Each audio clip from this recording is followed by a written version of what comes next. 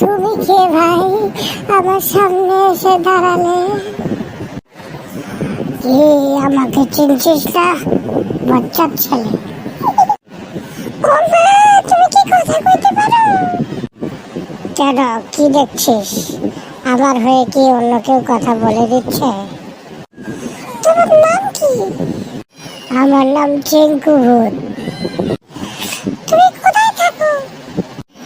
আমি বাঁশঝাড়, ওই যে দেখছিস তোর পিছনে বাঁশঝাড়, এই বাঁশঝাড়ের বাঁশের আগায় বসে থাকি, সেখানেই আমার বাসা। ও মা, ও মা, ওই বাঁশঝাড়ের নিচে তো আমি প্রতিদিন হাগু করতে বসি, তুমি কি দেখো?